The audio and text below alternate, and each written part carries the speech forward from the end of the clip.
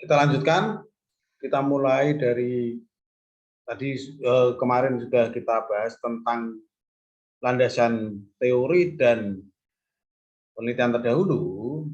Bahasan di tinjauan pustaka terkait dengan kerangka pemikiran. Kerangka pemikiran itu menjadi satu hal yang penting karena ini akan mengungkapkan penalaran kita tentang konsep yang ada. Dasarnya atau kitabnya adalah dari landasan teori dan penelitian terdahulu. Tetapi di sini diungkap lebih lanjut sesuai dengan konsep pikir kita. Contoh misalnya, ketika konsep kita itu tentang skill training, kompetensi, peralatan terhadap beban kerja. Berarti yang pertama itu kita ungkapkan model utuh ini logikanya bagaimana. Ini bisa kita lakukan dengan dasar apa? Dengan dasar definisi dan indikator dari masing-masing variabel yang kita pakai itu apa. Yang tadi di bab landasan teori itu sudah dikemukakan tentang simpulan dari definisi dan indikator yang kita pakai. Terus setelah itu apa? Karena kita berbicara model utuhnya, kita bisa juga menyinggung tentang landasan teori. Nah, akan lebih baik kalau baik di landasan teori maupun di kerangka pemikiran ini sebenarnya kita menggunakan manajemen referensi. Dari awal kita menyusun konsep, menyusun latar belakang, sebenarnya sudah menggunakan manajemen referensi. Kita bisa pakai berbagai macam software, ada Zotero, ada Mendeley, ada EndNote, ada dan yang lain sebagainya. Atau yang paling sederhana, kita manfaatkan yang ada di MS Word, reference. Misalnya kita mengungkapkan bahwa, kita akan mengungkapkan bahwa ini lingkup dari beban kerja bahasan yang kita teliti itu ada di teori apa. Misalnya kita punya teori, ya udah, tinggal kita pakai reference. Kalau kita udah nyusun, tinggal nyusun. Kita dasarnya punya siapa, misalnya. Oh, misalnya kita pakai Husnan, misalnya. Ya udah, kan kita tidak ngetik berulang kali. Terus ada landasan penelitian terdahulunya yang dipakai punya siapa, pakailah manajemen referensi. Ini akan lebih enak ketika kita menggunakan. Setelah itu diungkapkan logikanya tentang model ini, dukung dengan teori dan penelitian terdahulu. Yang berikutnya, kalau kita sudah sama-sama, kita membahas yang kerangka pemikiran sesuai dengan tujuan penelitian kita. Contoh misalnya, yang pertama kita berbicara tentang skill training terhadap beban kerja, rumusannya itu. Ya udah, kita akan mengemukakan argumen tentang keterkaitan antara skill training terhadap beban kerja. Nah, yang pertama kita bisa mengungkapkannya begini. Kita berbicara tentang ya secara teori itu skill training itu terhadap beban kerja ada di teorinya siapa. Kita lihat di landasan teori yang udah kita susun sebelumnya. Sumber dari teori. Misalnya di teori di sana disebutkan bahwa berat lemahnya beban kerja seorang pegawai ditentukan oleh banyak halnya yang macam-macam. Salah satunya itu tentang ada tidaknya pelatihan. Ya udah, itu bisa dijadikan sumber walaupun kalimat kita tidak seperti itu. Nanti kita contohkan yang berikutnya. Terus yang berikutnya dukung pengaruh dari tadi apa yang kita bahas, training kerja dengan penelitian terdahulu. Dukungan itu tidak harus kita mengemukakan penelitian itu secara lengkap dan seterusnya. Boleh ketika kita ngomong bahwa ada penelitian yang mengungkapkan bahwa ini berpengaruh terhadap ini. Disitasi. Misalnya bahwa skill ini berpengaruh terhadap ini. Misalnya sumbernya siapa? Oh, yang pernah meneliti tentang hal itu punya siapa misalnya. Ya udah tinggal masukkan aja. Yang ketiga, baru kita penjelasan secara logika. Maksudnya apa? Jelaskan pengaruh skill training terhadap beban kerja itu jika terjadi di objek yang kita teliti. Contoh-contohnya dan seterusnya, sehingga orang akan tergerak orang itu akan punya pemikiran yang mengarah pada oh iya bahwa skill training itu akan mempengaruhi beban kerja seseorang. Diakhiri dengan kalimat yang terakhir adalah proposisi namanya. Proposisi itu masih dugaan. Oleh karena itu dapat diduga bahwa ini berpengaruh terhadap misalnya apa tadi? Skill training berpengaruh terhadap beban kerja karyawan di mana yang diteliti itu mana sebutkan. Yang satu. Terus hal yang sama kita lakukan untuk rumusan tujuan berikutnya. Yang kedua berarti uraian tentang pengaruh kompetensi terhadap beban kerja. Isinya apa? Sama dengan yang sebelumnya. Yang ketiga sama peralatan dalam kasus ini terhadap beban kerja. Nih, isinya apa? Sama dengan tadi. Ada landasan, ada dari teori, ada dari artikel, ada penalaran logistika ketika di objek yang kita teliti, ada yang terakhir tentang apa namanya, proposisi, dugaan. Terus kalau sudah itu digambarkan lebih, nah variabelnya seperti apa sih? Oh ini sehingga muncul H1, H2, H3, proposisi 1, 2, 3. Terus alurnya juga diungkapkan. Ketika misalnya skill training terhadap beban kerja, yang kedua kompetensi terhadap beban kerja, yang ketiganya peralatan terhadap beban kerja. Terus ini ada sumbernya yang menunjukkan bahwa skill training akan mengaruhi beban kerja itu sumbernya mana? Kalau tadi di atas kita sudah punya sumber, misalnya sumber teorinya dari siapa? Skill akan mempengaruhi kinerja. Ketika sumbernya ada, ya sebenarnya tinggal ini dipindahkan ke sini sebagai sumber. Jadi kita tidak nyari-nyari lagi. Tuh, kalau ini sudah, langkah berikutnya adalah menyusun hipotesis. Hipotesis di sini adalah hipotesis penelitian. Karena hipotesis ada dua, ada hipotesis penelitian, ada hipotesis statistik. Kalau hipotesis statistik itu HO, HA, atau H0, H1. H0 itu yang tidak kita kehendaki, HA itu atau H1 yang kita kehendaki. Di sini isinya ya H1, apa yang kita kehendaki. Misalnya tadi kasus kita, konsep kita itu adalah skill training, terus kompetensi, dan peralatan terhadap beban kerja misalnya. Kalau memang seperti itu yang menjadi yang mengemuka, maka hipotesisnya ya langsung aja terdapat pengaruh skill training terhadap beban kerja misalnya ya.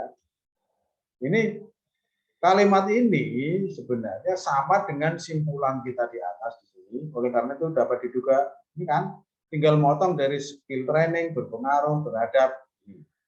Jadi hipotesis itu bukan dugaan, tetapi jawaban yang kita kehendaki.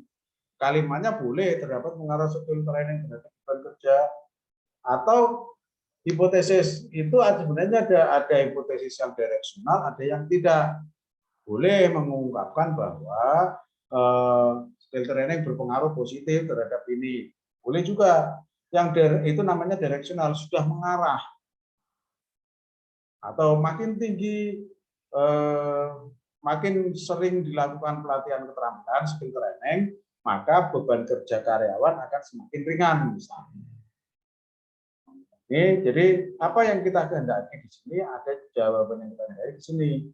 Terus ada kompetensi terhadap misalnya nih, beban kerja, terus terdapat pengaruh peralatan terhadap beban kerja,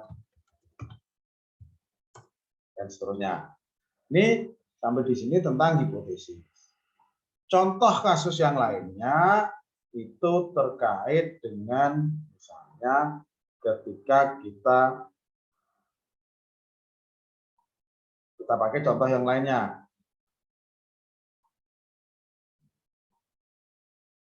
Misalnya kita contohkan konsep yang pakai mediasi. Kerangka pemikirannya bagaimana? Kerangka pemikiran itu sama dengan model yang tadi, bisa dimulai dari ini. Uraikan keterkaitan model secara keseluruhan, mengambil dasar pengenalan teori yang sudah ada di depan, yang sudah ada sebelumnya. Kalau yang secara umum, ini bisa dari grand teorinya misalnya.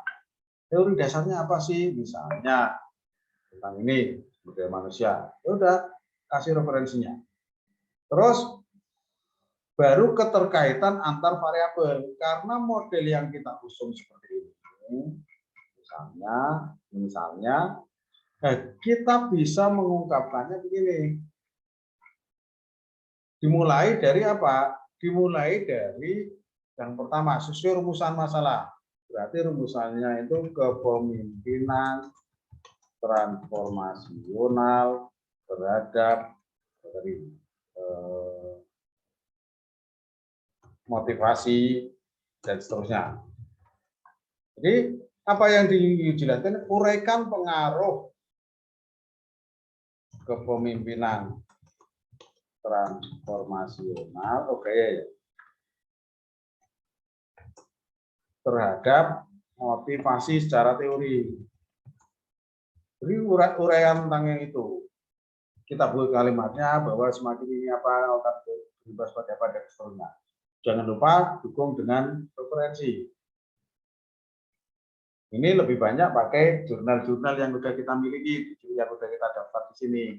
Ada nggak yang sesuai dengan hal itu?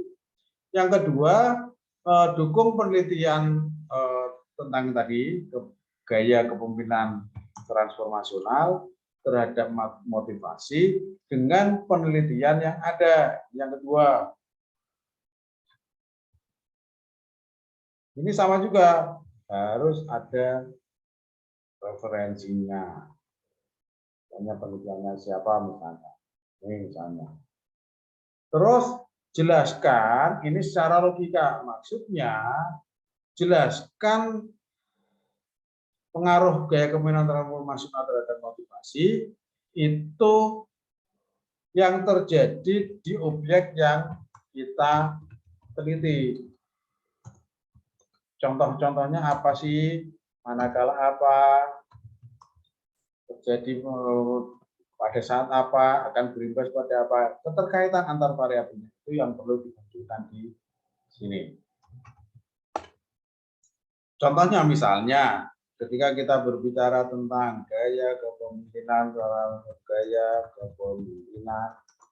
transformasional merupakan apa-apa dan seterusnya. Oke. Sampai di situ. Terus ini salah satu indikator bisa dipakai gaya kepemimpinan. Misalnya begini, semangat kerja pegawai dapat dicapai secara efektif apabila gaya kepemimpinan transformasional berjalan dengan baik. Penelitian ini misalnya Ya, semangat kerja budaya kan ini, atau ini misalnya ada referensinya yang dari buku, dari teori yang ada di depan, masukkan di situ bisa. Penelitian terdahulu banyak mendukung teori tersebut, di mana penelitiannya dilakukan oleh siapa tahun berapa, misalnya dilakukan gitu, menghasilkan temuan bahwa baik hurufnya atau tinggi rendahnya kalau tahu motivasi ya, tinggi rendahnya motivasi pegawai,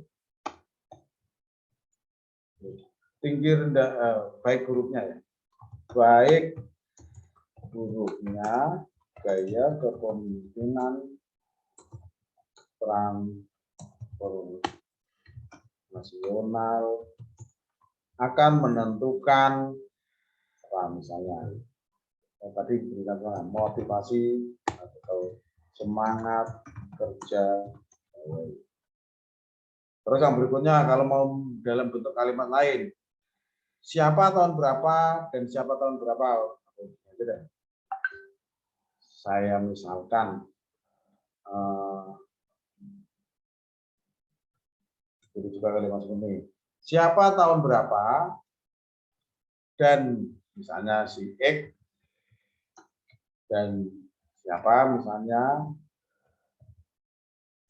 Dalam penelitiannya juga menghasilkan temuan bahwa gaya kepemimpinan transformasional berpengaruh terhadap semangat kerja pegawai dengan arah positif. Meskipun pada penelitian yang lainnya yang dilakukan oleh siapa, kalau ada yang berbeda ya, menghasilkan temuan bahwa atau temuan sebaliknya lah kalau nggak mau lengkap ini.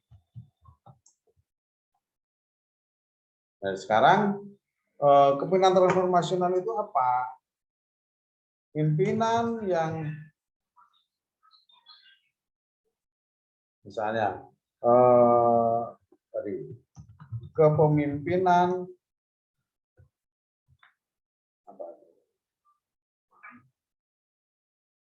Nah gini, ada kecenderungan kita berikan penjelasan ketika di objek yang ada itu ada kecenderungan di misalnya PT apa Komipar ya, bahwa gaya kepemimpinan yang makin baik ditunjukkan oleh apa ini? Ini isinya apa? Ini isinya tentang ya indikator dari gaya kepemimpinan. Misalnya akan mendorong peningkatan semangat kerja karyawan yang ditunjukkan dengan contoh-contoh yang ada di objek itu apa aja.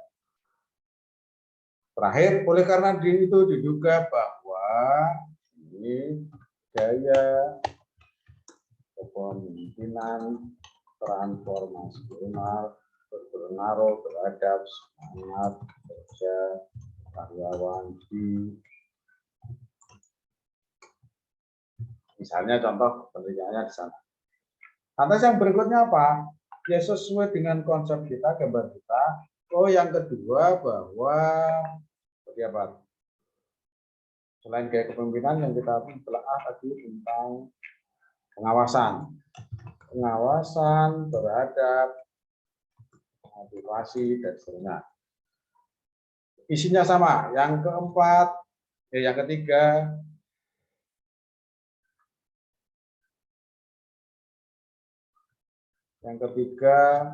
motivasi terhadap kinerja dan seterusnya. Yang keempat itu sesuai dengan rumusan kita yang kemarin. Jadi tinggal lanjutkan saja. Misalnya motivasi dalam memediasi gaya kepemimpinan transformasional terhadap kinerja seterusnya. Terus yang kelima, motivasi dalam memediasi. Variabel berikutnya, pengawasan,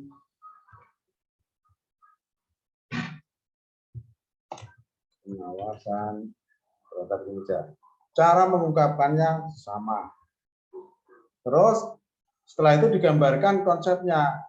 Jadi misalnya nanti ada H1, H2, H3, mau ditambahkan H4-nya, misalnya gambarnya di sini. Oke. Karena ini nanti menyatu, boleh dikatakan begini. Ini ke sini, ini pakainya dari sini ya. Terus arahnya kemana sih? Arahnya dari sini ke sini. Ini nanti menjadi H4. Hipotesis keempat itu ada di ini misalnya. Terus ada hipotesis yang kelima misalnya di sini. Ya tinggal gambarkan. Dikasih keterangan ya 1, 2, 3, 4, 5. Ini.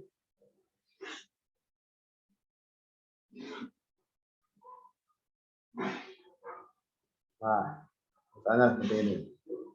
Terus sumbernya apa? Sumbernya dari mana dan seterusnya, sama dengan tadi.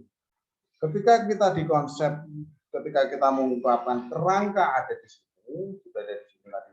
Ada sumber-sumbernya ini, ya sumber-sumber inilah nanti yang dipakai untuk menjelaskan bahwa ini gaya kepemimpinan transformasional akan berpengaruh terhadap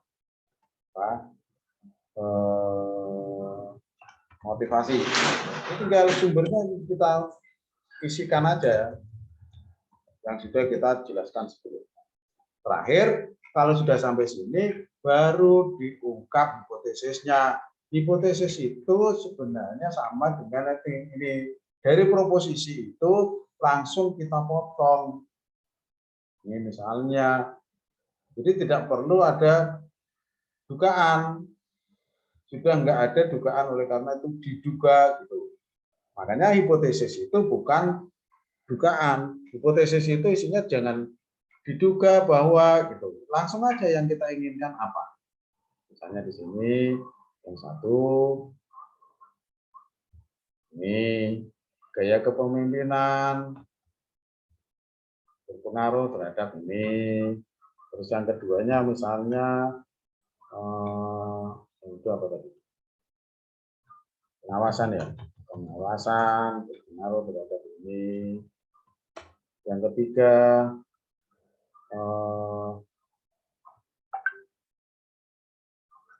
gaya kepemimpinan berpengaruh terhadap apa tadi?